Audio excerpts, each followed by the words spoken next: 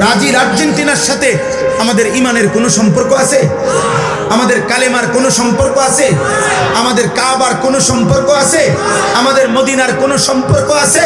আমাদের নবীর কোনো সম্পর্ক আছে? আমাদের সাহাবায়ে কেরামের কোনো সম্পর্ক আছে? আমাদের আউলিয়াদের কোনো সম্পর্ক আছে? আমাদের আল্লাহর কোরআনের কোনো সম্পর্ক আছে? আপা আচ্ছা বাদ দাও, রাখো এটা এবার এক সাইডে। ব্রাজিল আর্জেন্টিনার সাথে আমাদের বাংলাদেশের এই মাতৃভূমির প্রতি যার মায়া আছে, এই বাংলাদেশের আর্থিক, সামাজিক, রাজনৈতিক যে কোনো ক্ষেত্রে কোন দিক দিয়ে মিল আছে বলো না ভাই, একটা বিবেকবান বলো। বাংলাদেশের আর্থিক উন্নতিতে বা ব্রাজিল এবং আর্জেন্টিনার সাপোর্ট যদি আমাদের দেশে ব্যাপকভাবে বাড়ে, তো বাংলাদেশের বিদ্যুৎ সমস্যার সমাধান হবে, তেল সমস্যার সমাধান হবে। বাংলাদেশে হত্যা, খুন, ধর্ষণ, 8 বছরের না কন্যা ধর্ষণ, এইভাবে ব্যভিচার, এটা বন্ধ হয়ে যাবে বলো না ভাই। তো রাষ্ট্রের আর্থিক কি উন্নতি হবে? আখেরাত বাদ দাও, দুনিয়াবি উন্নতি বলো না ভাই। কি কারণ থাকতে পারে? অসভ্যতারও তো একটা জাতফাত আছে, অসভ্যতারও তো একটা জাতফাত আছে, বেহায়ারও তো একটা জাতফাত আছে। এটা কোন বেহায়ামি? বেহায়ামি এটা কোন অসভ্যতা বলো? এই জন্য প্রত্যাখ্যান করো, বলো ইনশাআল্লাহ। প্রত্যাখ্যান করো, প্রত্যাখ্যান করো, প্রত্যাখ্যান করো। ঝগড়া তো মানায় না আপা, ঝগড়া তো মানায় না। খেলা তো খেলা না, খেলা তো খেলা না। খেলার সাথে মদ আছে, খেলার সাথে নর্তকী আছে, খেলার সাথে জুয়া আছে, খেলার সাথে কোটি কোটি টাকার হারাম বাণিজ্য আছে, হারাম বাণিজ্য। নাউজুবিল্লাহ, নাউজুবিল্লাহ, নাউজুবিল্লাহ। এই পৃথিবীর তোমরা খবর নিয়ে দেখো, প্রত্যেক ফুটবল খেলোয়াড়, এই যারা বিশ্বকাপে খেলবে, তাদের প্রত্যেক খেলোয়াড়ে ডোপ টেস্ট, তাদের নেগেটিভ প্রমাণিত হইতে হবে। অর্থাৎ তাদের শরীরে অ্যালকোহল আছে কিনা, মদের উপস্থিতি আছে কিনা, মদ নেশা করছে কিনা, এটা পরীক্ষার মাধ্যমে প্রমাণ হইতে হবে যে সে মদ পান করে নাই। হ্যাঁ, ডোপ টেস্ট বলে এটারে। অর্থাৎ এখানে যদি সে নেগেটিভ প্রমাণিত হয় তাইলে খেলতে পারবে।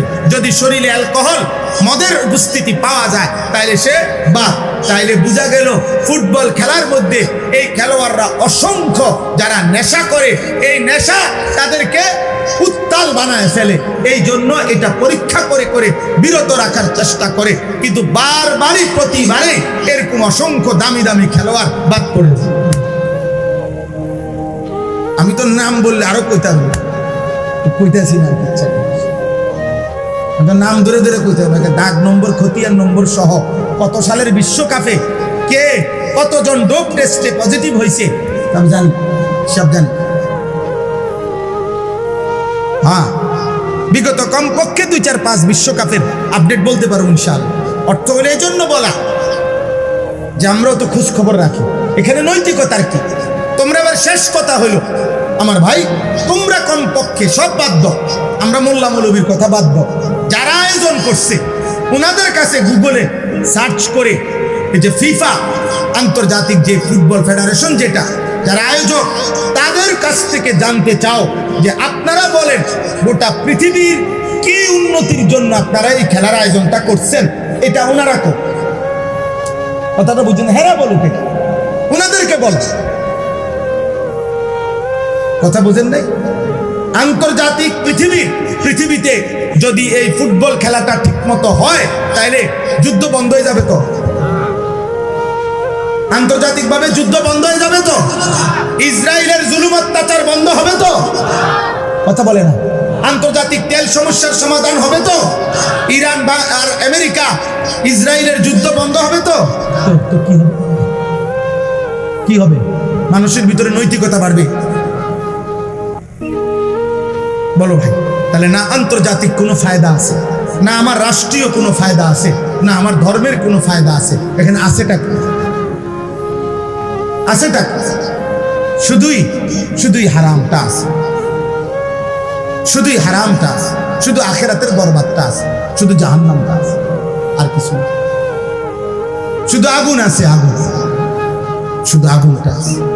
এই জন্য চলো শেষ কথা, যার বিবেকে কুলায় নিয়ত করো, নিয়ত করো এমন খেলা আমরা দেখব না। ইনশাআল্লাহ, বলো না ইনশাআল্লাহ। খেলা প্রত্যাখ্যান, প্রত্যাখ্যান। সর্বশেষ কথা হলো, কোনো অসুবিধা নাই। অনেকেই হয়তো মনে মনে বলছে, না হুজুর আমনে না, আপনার আব্বাও যদি কবর থেকে আসে আমি ফিরবো না, আমি দেখবো, অসুবিধা নাই। তোমার মতো নাফরমানের জন্য পৃথিবী আটকাবে না, কারো জন্যই পৃথিবী আটকায় না। যেদিন আব্দুল কাদের জিলানী বড় পীর রহমতুল্লাহ আলাইহ উনি যেদিন ইন্তেকাল করছে সেদিনও সূর্য ডুবছে, যেদিন ফেরাউন মরছে সেদিনও সূর্য ডুবছে। কথা বলে না, সময় কারো জন্য থামে না। ইমানদার মূল্য পৃথিবী থামে না, নাফরমান মরলেও কি থামে না?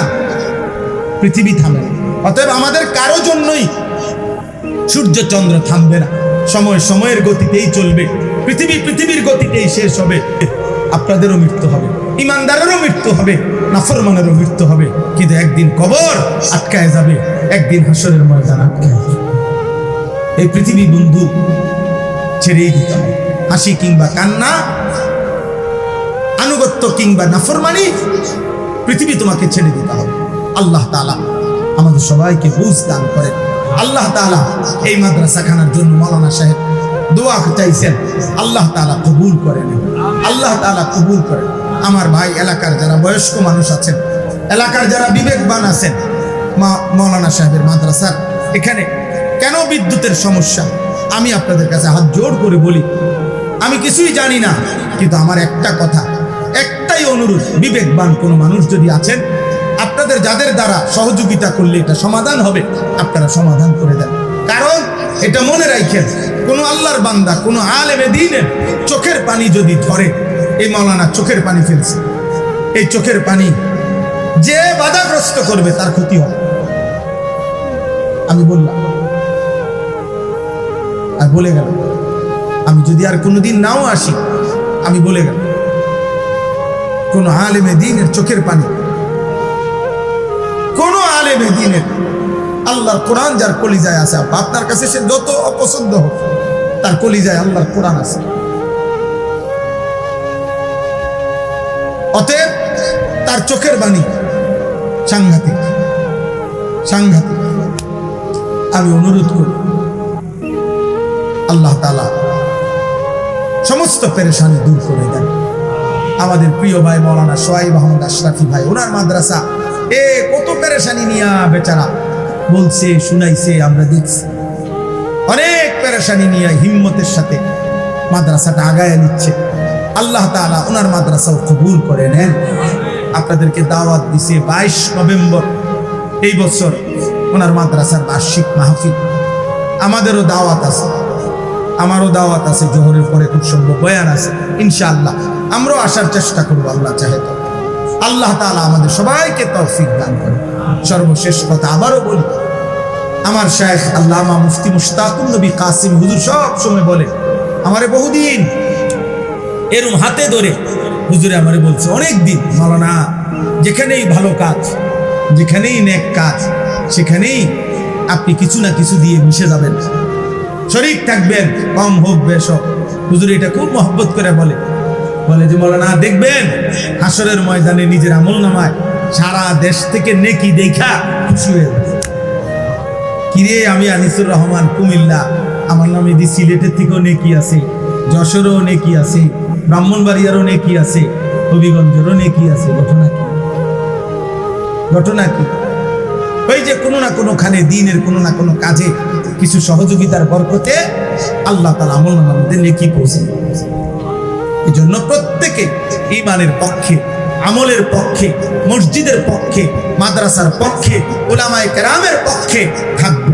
বলেন ইনশাআল্লাহ, বলেন ইনশাআল্লাহ, বলেন ইনশাআল্লাহ।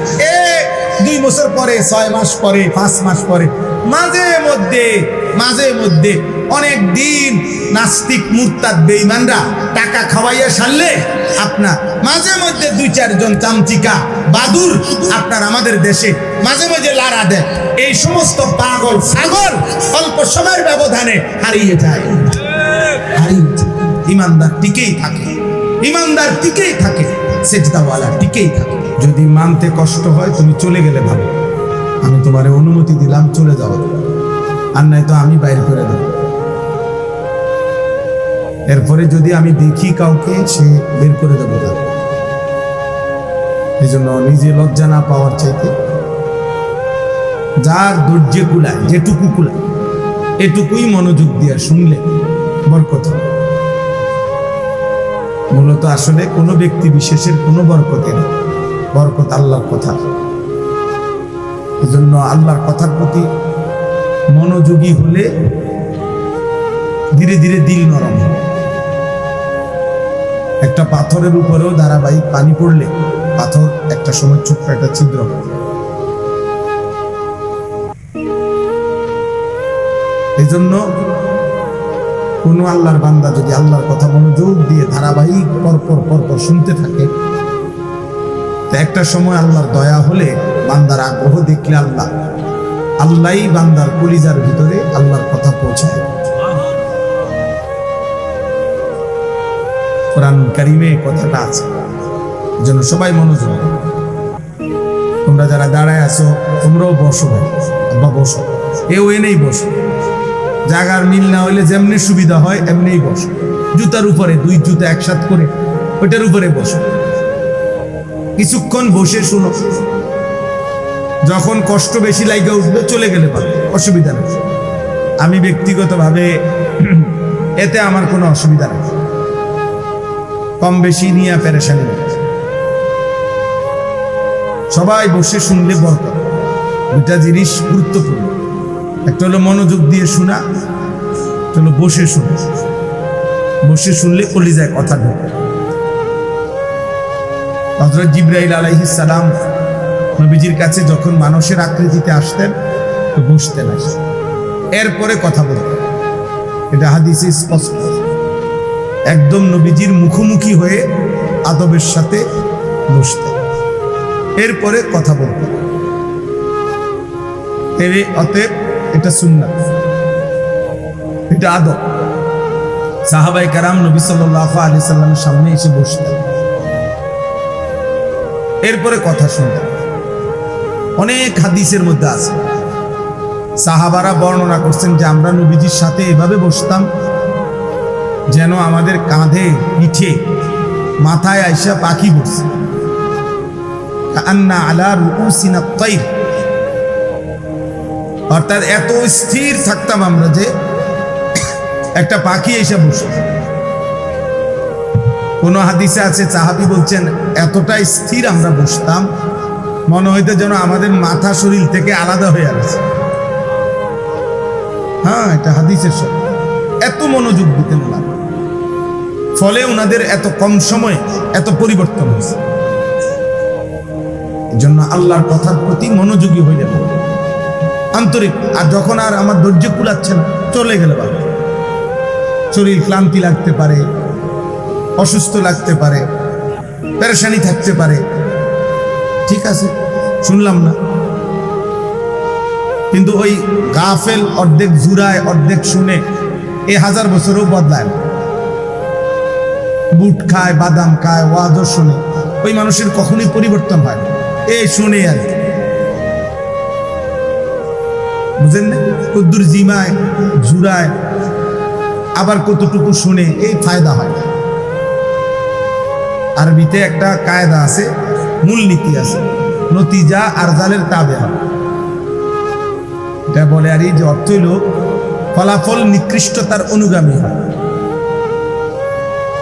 মানে হলো একদম সহজ উদাহরণ দেন, একটা পানির টাঙ্কি মনে করেন 500 লিটার, ওই যে মসজিদের ছাদে যে পানির টাঙ্কি দেয়, তো এখানে যদি 499 লিটার পবিত্র ফ্রেশ পানি দেয় আর 1 লিটার অথবা আধা লিটার যদি পেশাব দেয় মিশায়, তো পানির হুকুম কি? আপনাদের কি বলেন? তাহলে ফলাফল আসছে কি? যেটা নিকৃষ্ট ওইটার আলো, অথচ 499 লিটার হইল পবিত্র পানি, কিন্তু এর পরেও 1 লিটার নাপাক পানি পেশাব 499 লিটার পবিত্র পানি কেউ কি করে দিছে? নাফাক করে। এইটারে বলে আর কি বুট আর ওয়াজ, ফলাফল আসবে বুট। হ্যাঁ, বাদাম এবং ওয়াজ, ফলাফল আসবে বাদাম। জুরানি এবং ওয়াজ, ফলাফল আসবে কি? জুড়ে নতিজা আর জালের তাবে, যেটা নিকৃষ্ট ফলাফল ওইটার আলোকে। অনেক বয়স্ক লোকেরও অভ্যাস, জুমার দিন শুক্রবারে জুমার বয়ান হয়, উনি বসে বসে জুলায় একের প্রথম কাতারে বসে এই যে জিমাইতেছে একের মানে করে যায়, আবার টুফার লাড়া দিয়ে ওঠে, এই এক আধ লাইন শুনে জিজ্ঞাসা করবেন চাচা কি শুনছে, বলবে আল্লাহ কইতারে কি শুনছে, কিছুই বলতে পারতো না, মানে আগাও নাই গোড়াও নাই পূর্ব নাই পশ্চিমও নাই। এই শুনছে যে আগেও পান খাইছি এখনো পানি খাইতে হইব, এটাই বুঝছি। মুখ পর্যন্ত বন চা পান সুপারি বিড়ি এ মিল্লা জিলে কোন রকম ফইরা না থাক, আসলে এটা না, উচিত না। এই জন্য আল্লাহর কথার প্রতি কি হইতে হয় বলেন? আগ্রহ, মনোযোগ হইতে হয়, এতে বরকত হয়। যেই তোমরা ছেলেরাও প্রিয় ভাই, এমনি বদলায় না মানুষ। তুমি তামসা করবা আর আল্লাহ তোমার অলি বানাই দিবে, তো অলি যারা তারা তো এমনি হয় না। তুমি তামাশা করবা তো আল্লাহ তোমার জোনায়েদ বাগদাদি বানাই দিবে, তো জোনায়েদ বাগদাদি তো এমনি হয় না, ফাজলামি করে হয় না। বলেন হয়েছে এমনি? তুমি পড়বা না, খামখেয়ালি করবা, আল্লাহ তোমার আলেম বানাই দিবে। তো যুগে যুগে যারা আলেম হয়েছে তারা কি এমনি হয়েছে? তো তোমার বেলায় নিয়ম বদলাবে কেন? বুঝেন নাই কথা? আল্লাহর যত